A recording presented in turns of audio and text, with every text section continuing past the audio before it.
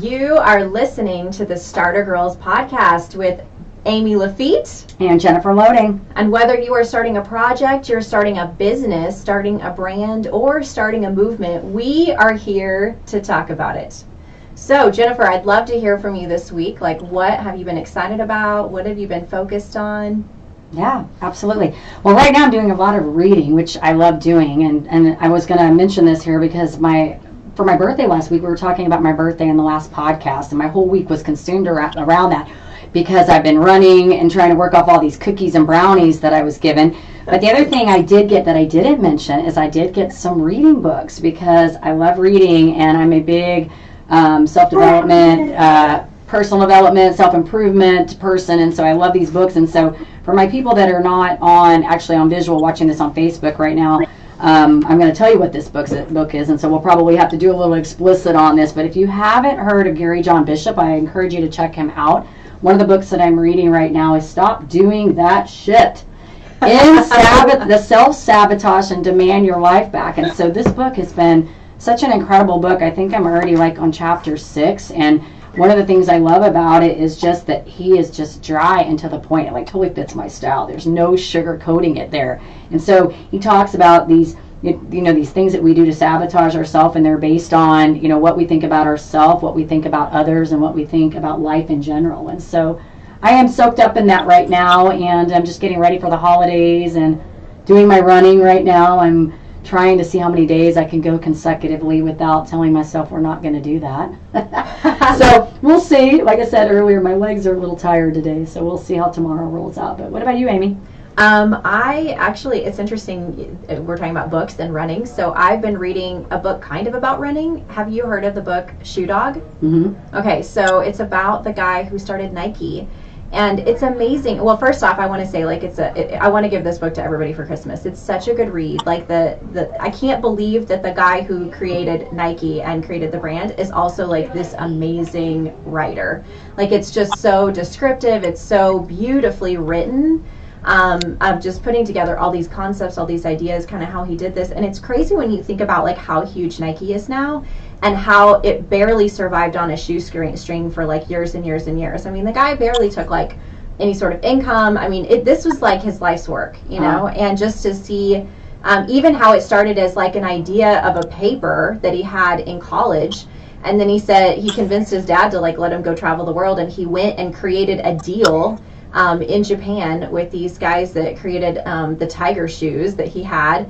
And just, I'm not even all the way through the book, but it's just really empowering, just going for a big goal and not worrying so much about, I think so many of us, because we live in a microwave society, you go for the goal and you're I did it for 5 days and it didn't work. Right. And so, it's not going to work. And also, I think a lot of people, even me, when I was first starting out, I used to always be well, what's the path? Give me the Candyland sidewalk I can walk down to success, and the world just doesn't work that way. So it's just really interesting. And I do want to share something really funny about running. So up until this year, I used to always see these stickers, and they had numbers on them 13.1 and 26.2, and I was what is this church that everybody goes to? Right. Or what is this a radio station? And I'm trying to figure it out. I could not figure it out. And finally, I was in traffic 6 months ago, and I'm it clicked. Oh, now I know. Marathoners, half marathoners.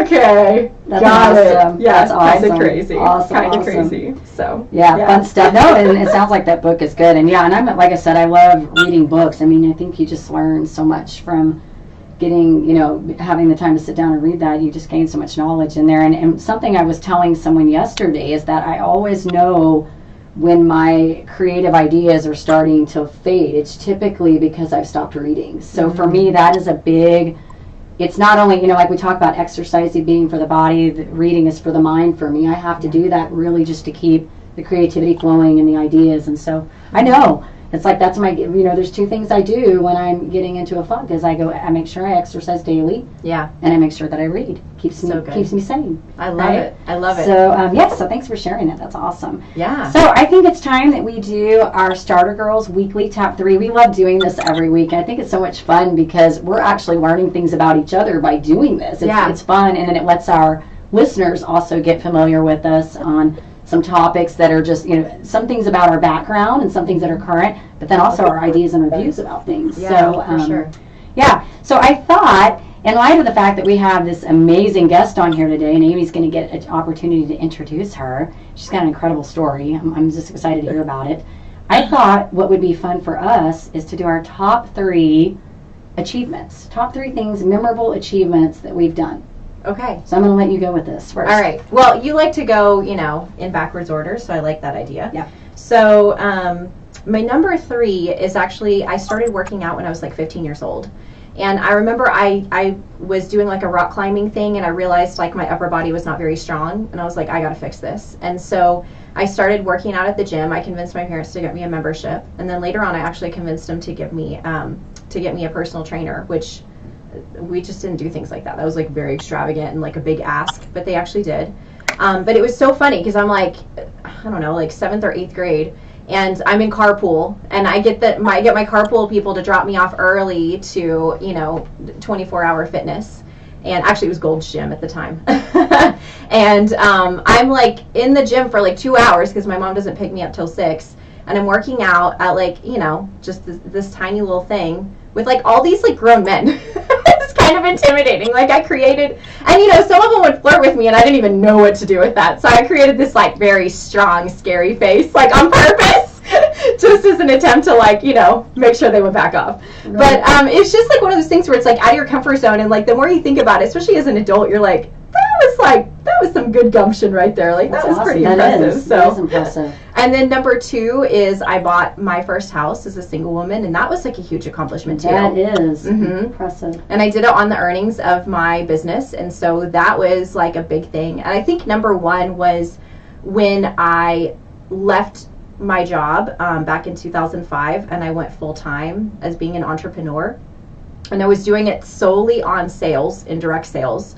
At the time, I was building a team, but it was not based on my team. It was literally based on me going out every day and like selling stuff. So it was really just amazing to be able to go, wow, I can do that. And I literally could achieve as much in 20 hours a week as I was, bringing home 40 hours a week at a job where you clock in and clock out, things like that. So those are my top 3. What about you? Those are impressive. Thanks. Wow, impressive. And I know you're a worker. We always say that, in business, you got to have, the visionary, the hustler, and the tech person. And Amy's definitely a hustler. We know this. She moves things. But I am too. I love that word. I actually love that word. I mean, you kick butt. I love it. Yeah. So I think that's great. And about your first house, I think it's impressive. So I would have to say my top 3, my number 3 would be the first time I earned a company car. That would be my first. I remember that. I remember going to the dealership with my husband at the time, and I think Kara and Paige were little people. Like, I want to say the year that I earned that car, Paige was probably about 18 months. Wow. She's now going to be 19 as of tomorrow. And Kara would have been probably about 4, maybe 3 or 4 at the time. So, yeah, they were little people. And that was just a huge thing because I had never really earned something of that magnitude. Yeah. And it was just something that, hey, we walked away and we're like, hey, we did this as a team. We collectively did this. So that would be my number 3. My number 2 would probably be the first time I ran a marathon. And the funny story about that, I told Mary, and you know this, that Ryan, my husband, is an ultramarathoner. So I have been skilled in this field since about 1999. Like, I've seen this, I've seen the outplay.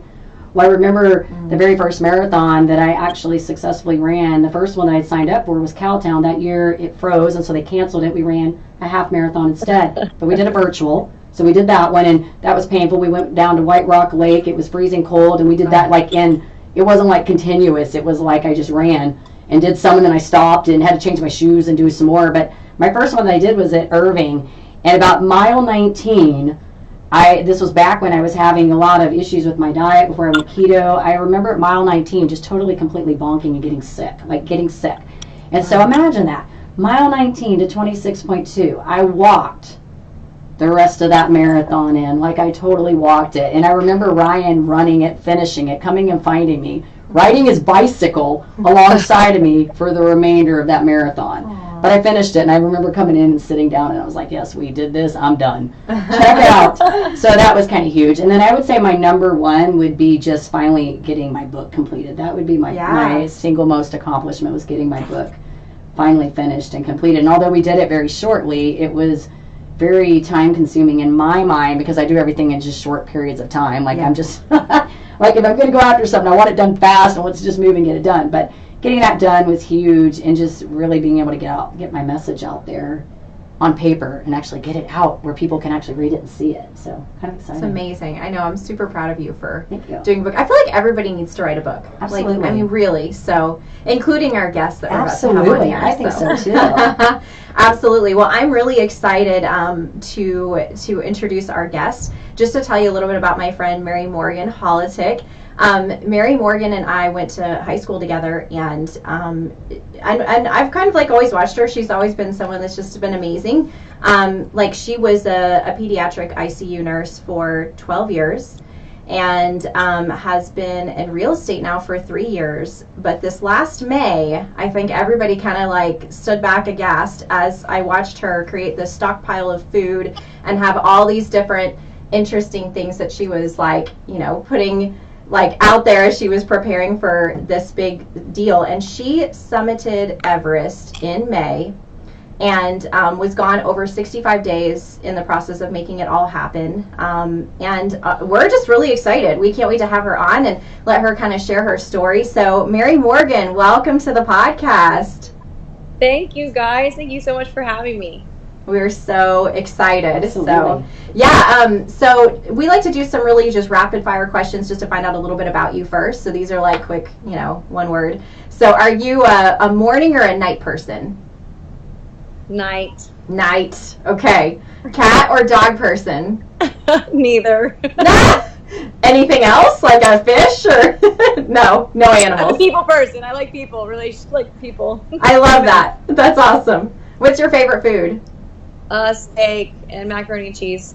Oh my gosh! That is so amazing. Our guest that we talked to prior to getting on this call with you was a steak and macaroni and cheese girl. Yeah, like What seriously. are the odds of that? I know. Right? That's pretty amazing. And you both are night people too. Mm-hmm. I love There it. must be something about the nighttime people. Do you like steak and macaroni and cheese? Well, Well, you eat healthy like yeah, I do. So the I do like you steak. I'll right? do steak with like butter. Yeah, absolutely. Yeah, for sure. Yeah. So, okay, well, Mary, just tell us like a little bit about you. Obviously, I gave a little bit of background, but just give us a short little summation about who you are and what you're about. Well, I grew up in Dallas. I have 3 amazing sisters, an incredible family. I love to travel. I've been to every continent except for Antarctica. Wow. I enjoy outdoors, anything really doing with fitness. I've done 4 full Ironmans, 5 half Ironmans, a couple sprints, some marathons. I like to run with friends here slowly, very slowly. I've dabbled in CrossFit, and I really have recently, within the last 10 years, just found my love of mountains and climbing. That's amazing. Anything to be outside, pretty much. Can we just say amazing? Yes. You're a rock star. I love it. Yeah. Love it. I didn't love realize you'd done so many marathons. I didn't realize you'd like traveled so much. That's so Ironman. cool. She's done Ironmans. Yeah. I am Ironman. Like, this is incredible. Like, I know people that have done those, and yeah, incredible. It's good stuff. I know. Yeah. We could sit here for a while. I know. Jennifer's in awe. She's like just in awe about all this. So, so tell me, like, what did you have like a childhood experience that really impacted you in like who you are or what you're doing today? I'd love to know about that.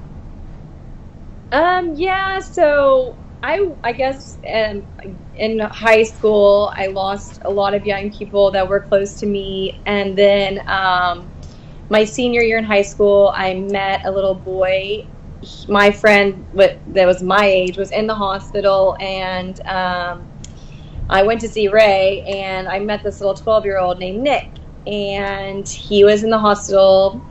So I just asked him, "Are you gonna be here tomorrow?" And he was like, "Yeah." I was like, "Okay, I'm gonna bring some ice cream." This is like so creepy that I did this, like just walk in some kid's room.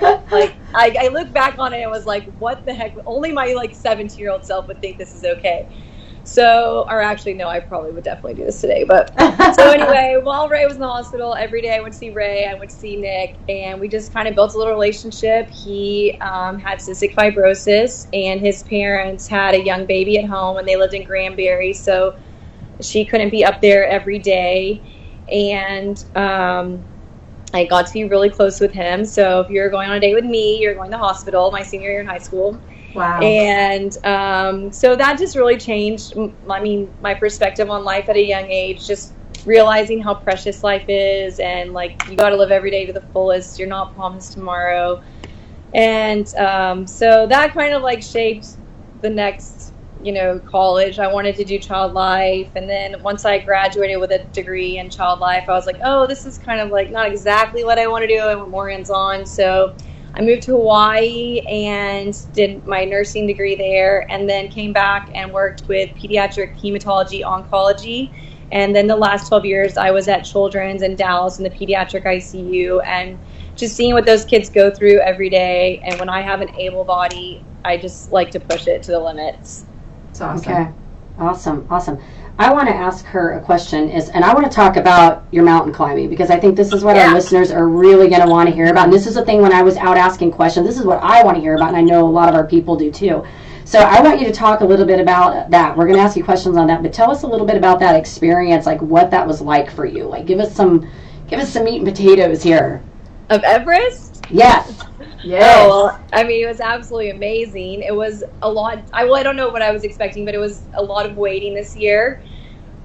You're not like climbing every single day. You're there for 65 days on the mountain for around 45 to 50. And no showers, no tents. This isn't glamping. You are in a tent and no shower for like 50 days, which is fine with me. I had a lot of wipes and did all that kind of stuff to keep clean. The food, I brought like 50 pounds of food, so I was good there. They just feed you potatoes, pasta, and rice, which is just, it gets so old. You never get any kind of meat, so that is something people ask me about a lot, but I brought so much food. I had everything from macaroni and cheese, beef jerky, Heath bars, Snickers bars, Cokes. I brought wine. I had it all. Yeah, this is amazing. Wine on Everest. Right. I remember, actually, that was how I knew you were going to Everest, because I remember seeing this insane pile of food and candy, and I was like, she's going to eat hot tamales on Everest? And I guess you did. Yeah, it's like, who eats like this? I know. I was like, this is like eating like a child. And then I was like, well, I guess if she's climbing Everest, you got the calories to burn. Oh, absolutely. Yeah, everyone lost weight but me. I was like very disappointed.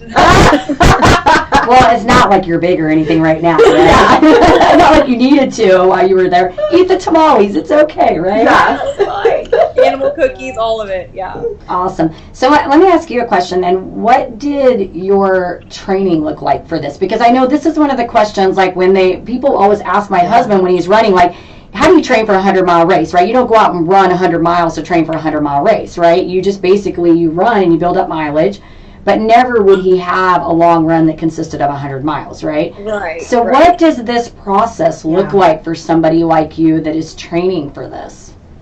So my training was very unorthodox. I did not realize 100% that I was going to go to Everest until January.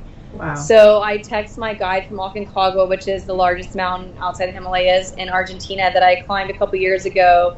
And I told him what I wanted to do, and so they do everything through WhatsApp. So he calls me back and he's like, "Yeah, this is a great next step. I think you'll do great. You were strong. You're talking about 2020, right?" And I was like, "No, I'm actually talking about like 10 weeks from now." And so I was like, "Do you think I can do it?" And he was like, "Yeah, you can do it." So I got an 8-week training schedule and would basically slowly walk stairs or climb stairs, do a treadmill at a 15% incline with a 15 to 60 pound pack. And I would do that like 5 days a week for 2 to 4 hours. And then I would do 2 days a week of strength training, like jumping lunges, jumping squats with a 25-pound weighted vest. Wow. So you did fun. rucking. Yeah. That's incredible. Wow. And I love I can totally relate to the short training. Like I can absolutely get that. So I'm guessing that you're just one of those people that when you make a decision, you're going with it. Like you're just running with all it. Or nothing. Yeah, either you're doing it or you're not. I so can get that. Totally relate to that. I love it. So awesome. So where are we at, Amy? We're like so engrossed in this story that it's like, it's we're really like, good. yeah, where are we at on this? So, well, I guess, I mean, we were kind of talking about that. So like, here you're going for this goal. Like, what does your mental process look like to prepare yourself? And then even when you're on the mountain, like what's that mental head game look like for you? Yeah, for me, it's super spiritual. I have an amazing connection with God, and like I couldn't do anything without Him. And I really feel that when I'm training for something, when I'm in the moment of doing something, when I'm struggling. And I knew that I had so many people praying for me back at home, and I just felt like Jesus at points was literally carrying me up this mountain. And I could feel in times of like exhaustion and just where you just don't want to keep going. I could feel people praying for me, and I would just like get in touch with God. And it's the same kind of thing in an Ironman. You know, you don't get to listen to music, and it's just super like prayer and like a time to be with God. So that's what it is for me. Well, and to play off of that, one of the questions that was asked to me by some of our extreme athlete people is, was there ever a point when you were on this mountain that you thought, I'm not coming off of this thing? Or were you just like, I'm doing this, I've got this, I'm making this happen? So, you know that death is obviously a possibility, and you see people that are still on the mountain that didn't make it off. So in those moments, like, I just was turning to God, but I never felt like I was going to die. There was one point where I thought I was going to get frostbite, and I freaked out, and I asked my Sherpa, am I going to die? And he's like, oh my God, you're so ridiculous. Like, you're like, that's what you're worried about? The frostbite? I was like worried about losing my finger before I got married, right. You know, like, oh my God. Wow. But no, coming down was a challenge. I felt like really, obviously we've been up for 38 hours climbing without sleep and like minimal food. I think I maybe took in like 800 calories in those 38 hours, wow. Which as a runner or, you know, any kind of athlete, you would know that like that's insane. Right.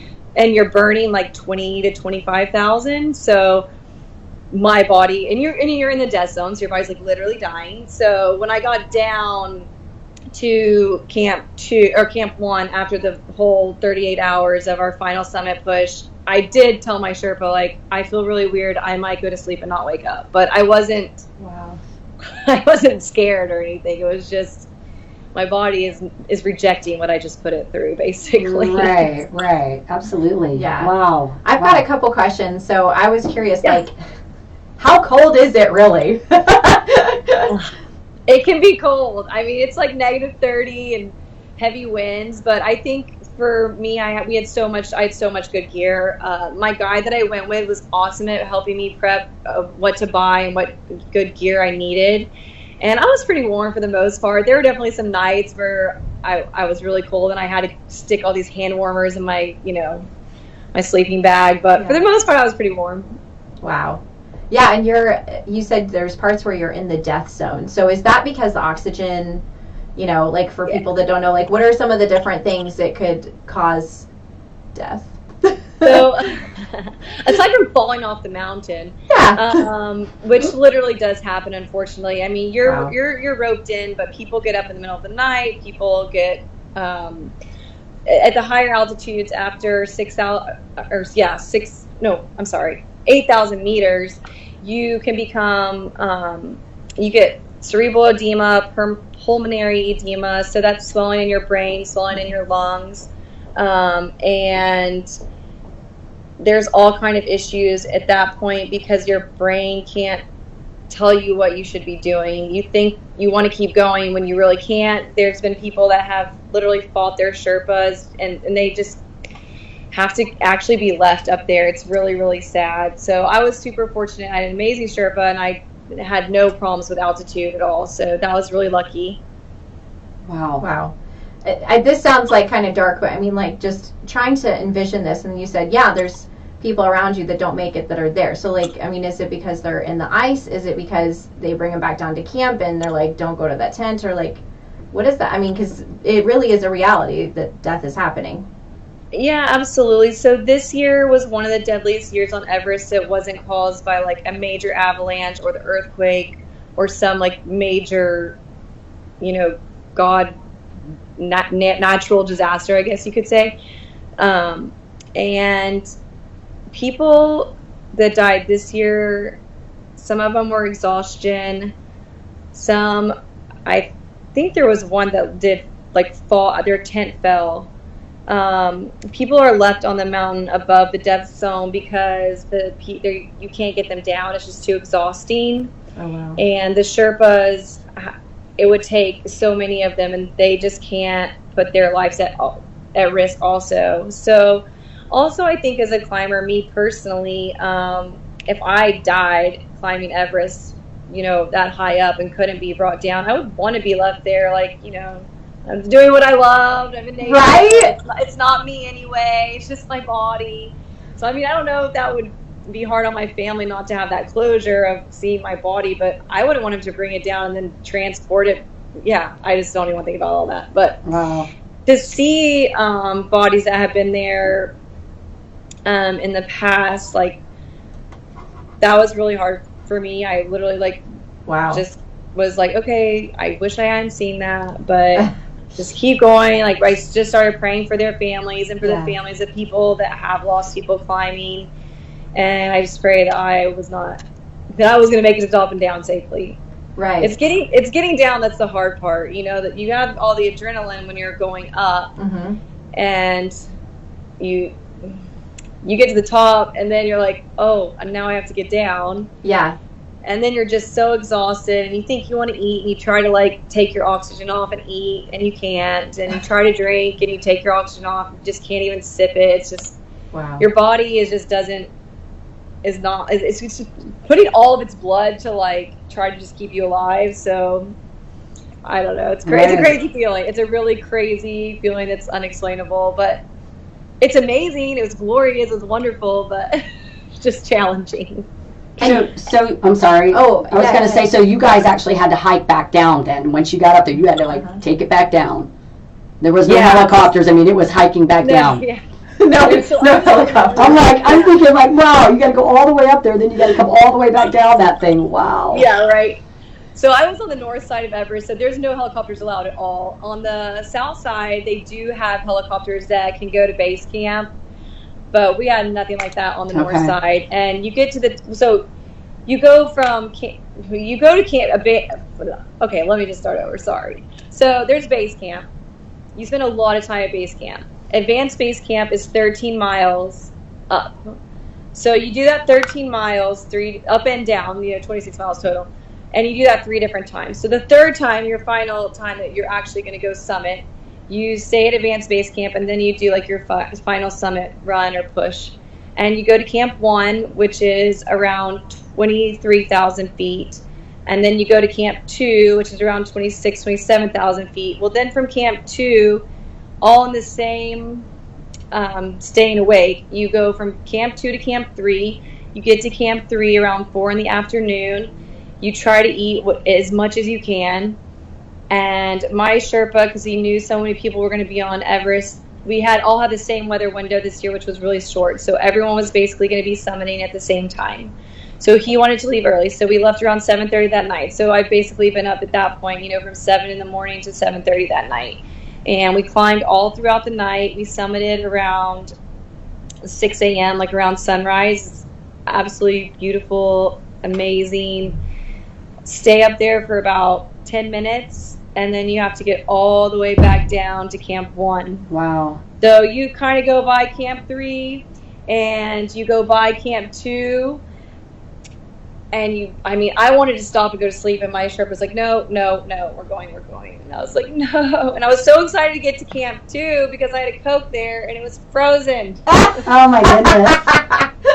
The biggest disappointment of Everest. The biggest disappointment was the Coke at camp 2 after you're coming down. I love it.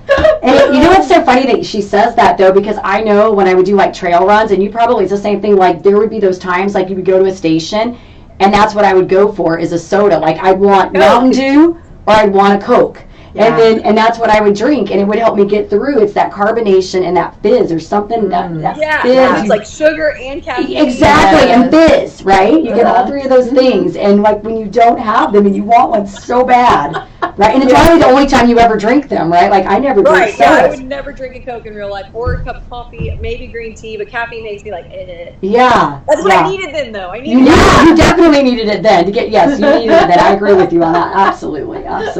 So. That is so awesome. So I'm going to jump around just a little bit. Yeah, go for it. Who would you say has been your biggest influencer? I think my biggest influences definitely have come from my patients. They are just super inspiring, and there have been a lot. They're all special, but there have been a couple of really special ones that have just really helped me to see life in a better way. And it's amazing. They're my kids, my little precious little PICU babies. I love that. Me too. I love that. And my sweet nephew Gabe has been an amazing inspiration to me. He was born at 25 weeks, and he was in the NICU for 4 months, and now he's just the happiest, cutest little munchkin. Aw, I love that. That's awesome. Okay, and what would you advise, or what would you tell, like, for advice for your younger self? Oh. And we have a younger self right there.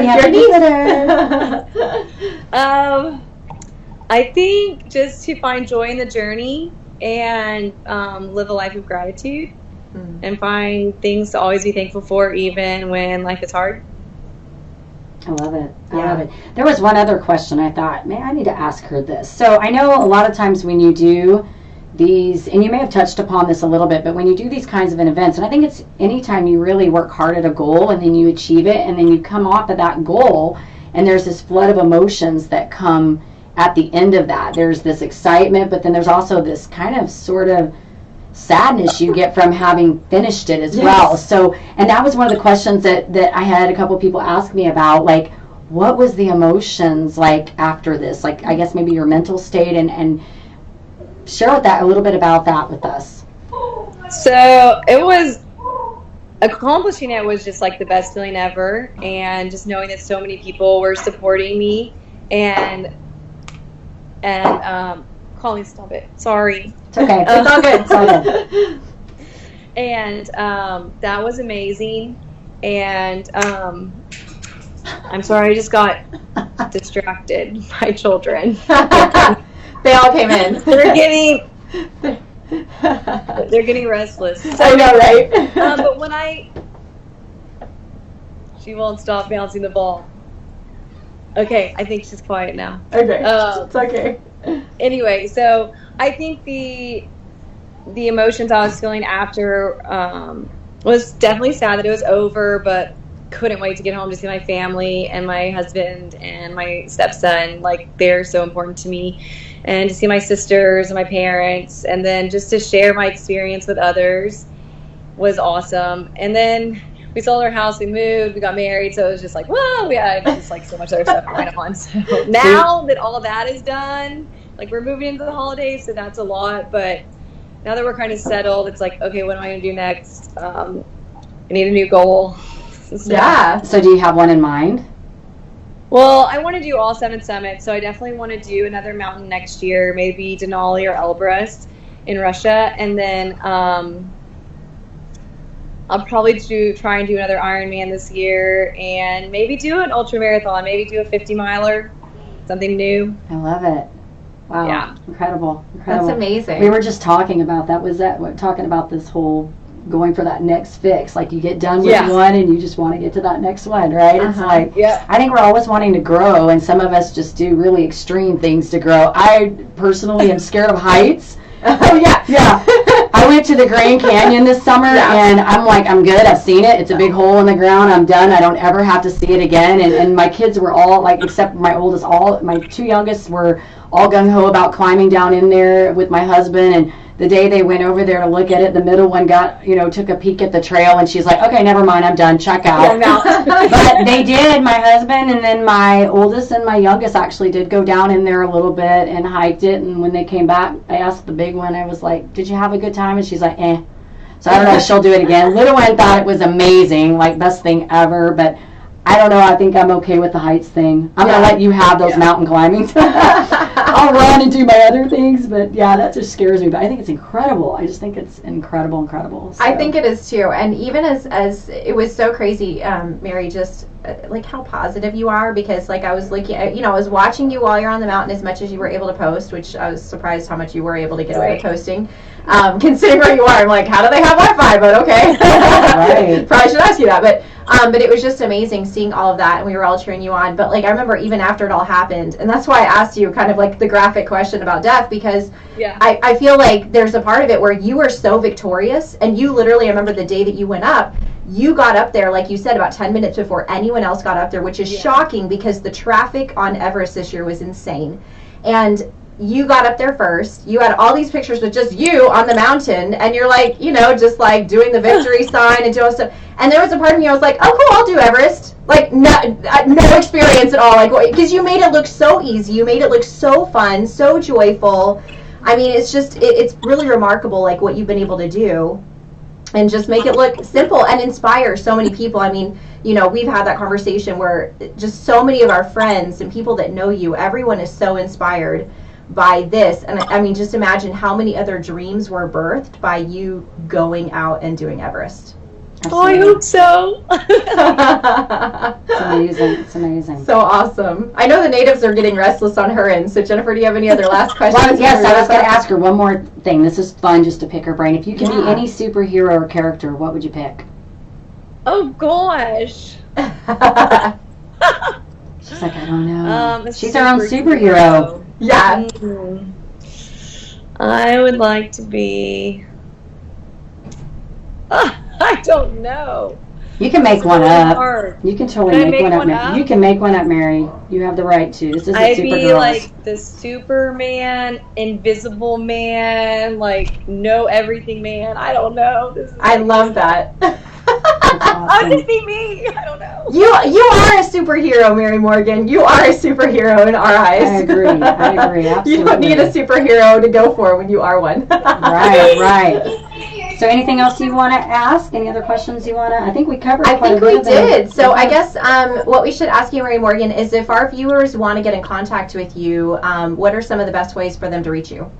Yes, so my Instagram is MERRYMOE30A, and my email is MERRYMORGAN@30A escapes ESCAPES.com. That's my real estate email. Okay, so awesome. And we can absolutely add this into the feed as well, so everybody can find it. So wonderful. We want to say thank you so much, Mary, for being on here. You are an incredible inspiration. I love it. I think you're doing amazing things, and wow, I just love even your goals that you have coming up. You're going to be an inspiration, like Amy said, to many, and you have already. So I think that's incredible. And thank you for sharing your story with us and being patient with us as we get all this set up. And so to our listeners, we want to say if you enjoy our podcast, please be sure to give us a rating on Facebook and in iTunes, and share our podcast with those rock stars in your life, right? Yes. And then we want to finish up with our Starter Girls mantra. We do this every week. It's a great day to be brave. You are not getting any younger. You might as well start now. You have the power to change your circumstances any day you decide. Let today be that day. Rise up and be amazing. Be you, do you. So with that, we want to say have a great week. You guys take care of yourself and be kind to one another. We'll see you next time. Bye. Bye. Okay, it's time to do